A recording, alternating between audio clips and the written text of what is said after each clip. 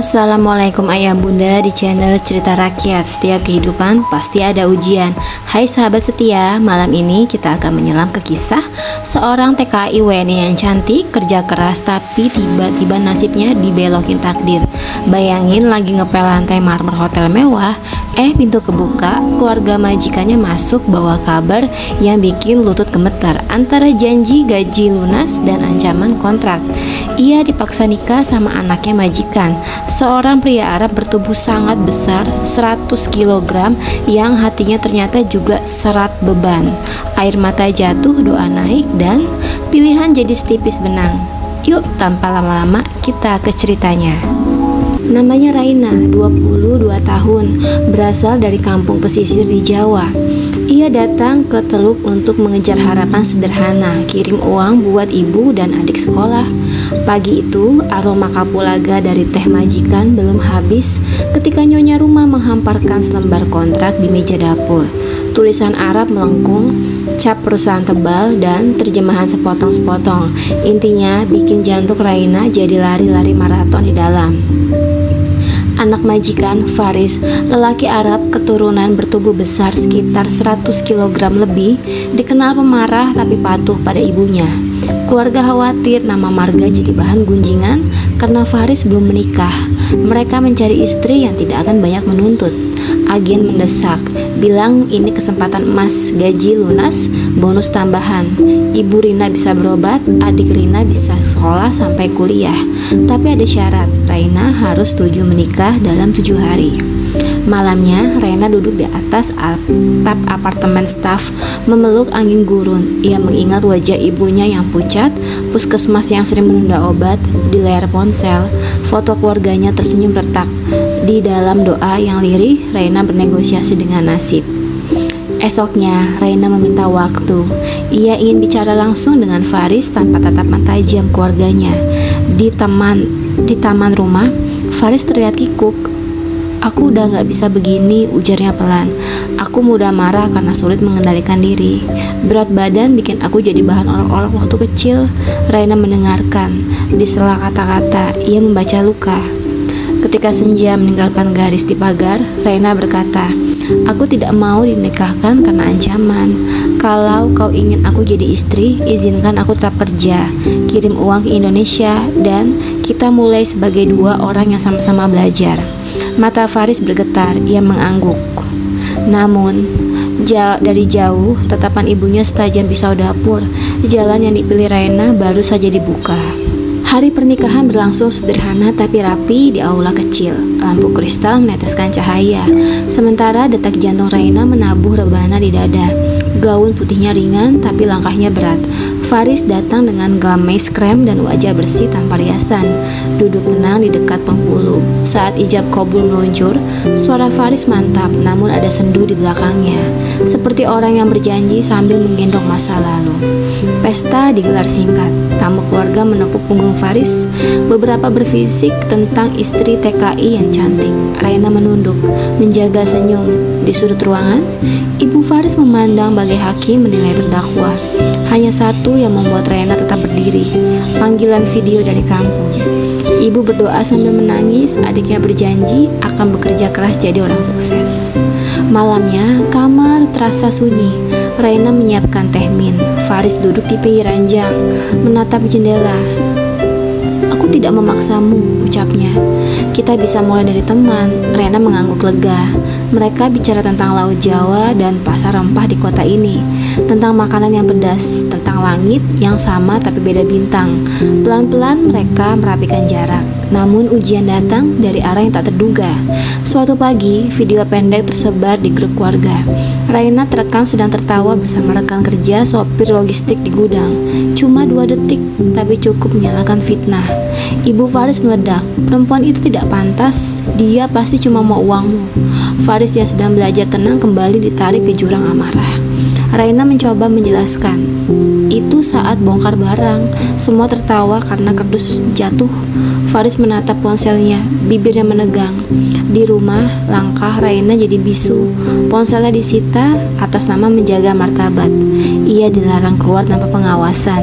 Di malam yang kian panjang, ia berdoa agar suaminya belajar melihat dengan hati, bukan hanya dengan luka yang lama. Sementara itu, Ibu Faris mulai menyiapkan sesuatu yang jauh lebih dingin dari fitnah. Sebuah rencana untuk memutus simpul yang baru saja diikat. Suatu siang, Raina mendapati lemari kecilnya terbuka. Paspornya hilang. Ia mencari kemana-mana, kosong, nihil. Ketika bertanya pada ibu mertua, jawabannya datang hanya dingin. Perempuan yang tak mampu menjaga jarak dengan laki-laki lain nggak perlu pegang paspor. Raina terdiam, lalu membuka ponsel cadangan yang dulu ia sembunyikan di bawah kasur. Ia hubungi Laila, sesama pekerja. Laila berbisik ada pusat bantuan TKI yang bisa ia datangi. Malam itu, Faris pulang dengan wajah kusut. Ia mengakui telah meminta ibunya mengembalikan paspor, tapi ditolak. "Aku lelah," kata Faris pelan. Raina menatapnya. "Kelemahanmu bukan alasan untuk membiarkan orang lain melukaimu, Faris. Pilihanku menikah denganmu bukan untuk jadi tawanan." Faris diam. Dadanya naik turun, napas berat yang mengandung banyak sesal. Beberapa hari kemudian, kesehatan Faris drop. Napasnya pendek, detak liar. Dokter bilang ia mengidap sleep apnea yang makin parah karena stres dan berat badan. Raina yang dulu dicurigai kini jadi orang yang paling siaga. Ia belajar memasak menu sehat, membangunkan Faris dengan lembut saat tidur mendengkur, mencatat saturasi oksigen, dan mengingatkan jalan pagi sebelum subuh. Dalam perawatan, mereka belajar menyebut nama-nama. Mereka belajar menyebut